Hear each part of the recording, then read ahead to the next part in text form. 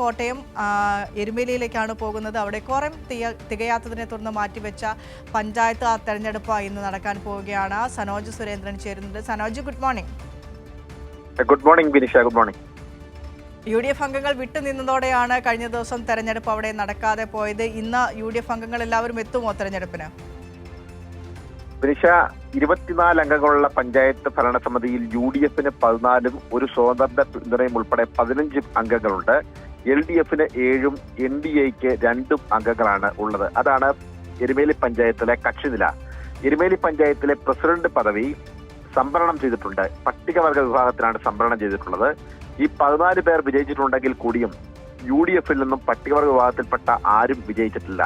ഈ സാഹചര്യത്തിൽ LDFൽ നിന്നുമുള്ള അംഗം പഞ്ചായത്ത് പ്രസിഡന്റ് ആവാനുള്ള ഒരു സാധ്യതയാണ് നിലനിൽക്കുന്നത്. ഈ ഘട്ടത്തിൽ കഴിഞ്ഞ ദിവസം പഞ്ചായത്ത് പ്രസിഡന്റ് തെരഞ്ഞെടുപ്പുമായി ബന്ധപ്പെട്ടുകൊണ്ട് ചേർന്ന യോഗത്തിൽ നിന്നും UDF അംഗങ്ങൾ വിട്ടുനിന്നു. അതായത് 14+ ഒരു സ്വതന്ത്രർ ഉൾപ്പെടെയുള്ള 15 അംഗങ്ങൾ വിട്ടുനിന്നു.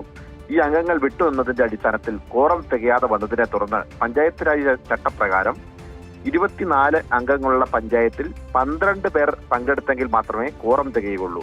കോറം തികയാതെ വന്നതിനെ തുടർന്ന് പ്രസിഡന്റ് തെരഞ്ഞെടുപ്പ് മാറ്റിവെക്കുന്ന സാഹചര്യമാണ് ഉണ്ടായത്.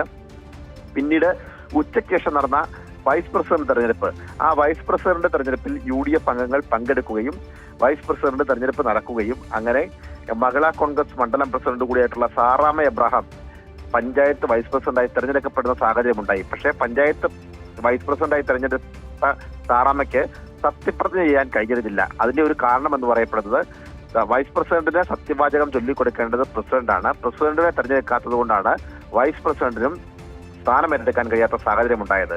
പക്ഷേ കോറം തികയാതെ വന്നതിനെ തുടർന്ന് കഴിഞ്ഞ ദിവസം പ്രസിഡന്റ് തെരഞ്ഞെടുപ്പ് നടക്കാതെ പോയതിന്റെ അടിസ്ഥാനത്തിലാണ് ഇന്ന് വീണ്ടും പ്രസിഡന്റ് തെരഞ്ഞെടുപ്പിനായി യോഗം വിളിച്ചിട്ടുള്ളത്.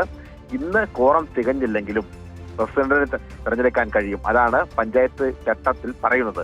അതുകൊണ്ട് തന്നെ 7 അംഗങ്ങളുള്ള LDFലെ ഒരംഗം ഇന്ന് പഞ്ചായത്ത് പ്രസിഡന്റായി തെരഞ്ഞെടുക്കപ്പെടാനുള്ള ഒരു സാധ്യതയാണ് നിലനിൽക്കുന്നത്.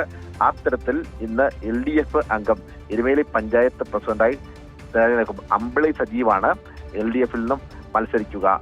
വിനിഷ.